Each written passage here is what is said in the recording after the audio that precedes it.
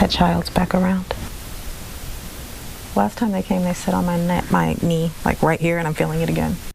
Here's a Halloween story for you, right? A paranormal investigator turned author says places people have grown to love along historic Route 66 are haunted. Yeah, with cameras recording, Fox 23 weekend anchor Julia Gorman checked out one place and walks us through what happened when the lights were off.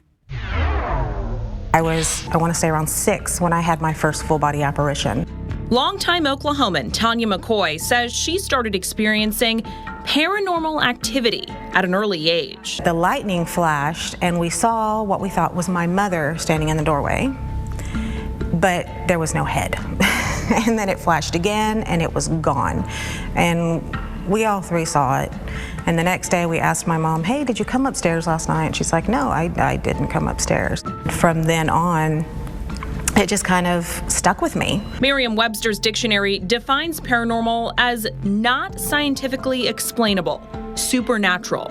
Tanya started her research around 2001, then joined a paranormal investigation team a few years later, then started her own. All dead. Today, she says she's worked more than 500 paranormal investigations, teaches a class on the topic, and has an online degree from Thomas Francis University in parapsychology. It actually opened me up to the world of quantum physics. Energy can't be created or destroyed, only transferred. And it starts to explain possibly why we're having the activity we're having. Tanya shares her paranormal passion with the world as the author of a series of haunted history books, all based in Oklahoma. Her latest, Oklahoma's Haunted Route 66, came out at the beginning of September. It's a lot of research. It's going to the museums, it's talking to the curators. She says tragic events that happened in our state's history can go hand in hand with paranormal activity. It's literally just a hot spot for that haunted history. All of that embedded into the land just really amps a lot of our activity here. The book covers Oklahoma cities along Route 66 like Bristow, Tulsa, Claremore, and Miami. Tanya also personally investigated certain places like the Sapulpa Historical Society Museum. We have had shadow figures here, disembodied voices. That's where we met up, because I wanted to see for myself what goes into a paranormal investigation. And with so many bodies in and out and different things that have occurred here through the years, and then of course all the artifacts that are brought in, things that people have personally owned, you have energy that attaches to those objects. Up on the second floor, And you've been here once before? rooms are full of exhibits from different eras. This one gives me the chills.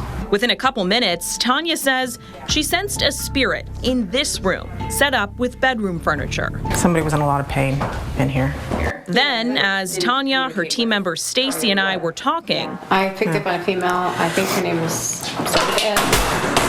Oh my God. the light on my photojournalist camera crashed to the ground.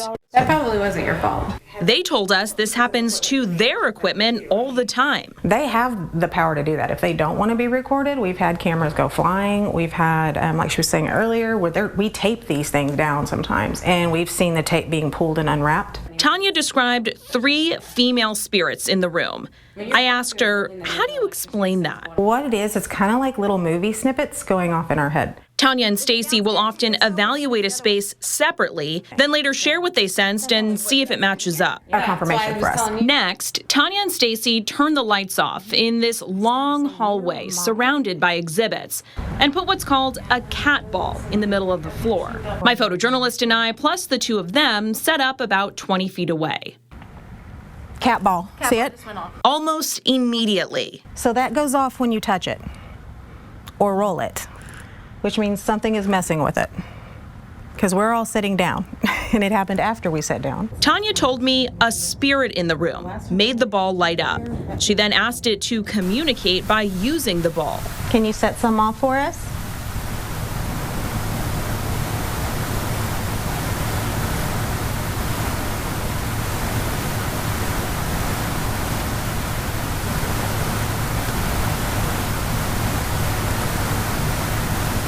Thank you.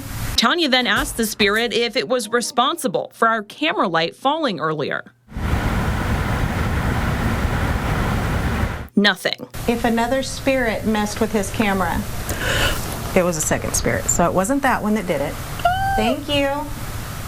So you can officially tell your boss the ghosts were playing with the camera. That was so quick. Tanya and Stacy use a slew of equipment, including this app. And it basically picks up different levels of energy and a word's attached to it. Lauren. Lauren? Lauren. So it did give the name. We spent about an hour inside the museum, and there was plenty of sitting and waiting, and not always a response. When we ask questions, we ask them to give us at least 10 seconds between because it takes a lot of energy. Next, Stacy set up this small flashlight. You can twist it on and off. She twisted it to almost on. Tanya explains a spirit can turn on the flashlight in a different way without twisting it, by acting as an energy connector between the wires inside. If you're a female, will you turn the flashlight on? Thank you. Can you turn it back off?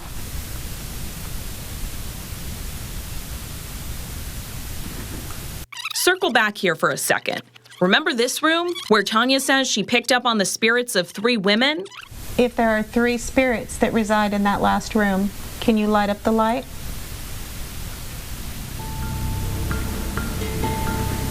I asked Tanya, what does she say to people who think this is all made up? There's always going to be a skeptic. Always. There's no way to convince anyone until they're ready to believe. And they don't have to believe. That's everybody's right. I know what I know. I know what I've seen. And for those that have questions that come out and seek, they'll find their answers.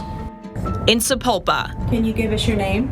Covering news that matters. Julia Gorman, Fox 23 News. Ooh, it's like Twilight Zone music. Like, do. Yeah. Oh, that's creepy. Oh, woo. Okay, right now, Tanya is working on opening a museum in El Reno where you can check out haunted objects and learn more about her paranormal research. It's really fascinating. It is. Now, that museum is expected to open in November. We'll let you know when that happens.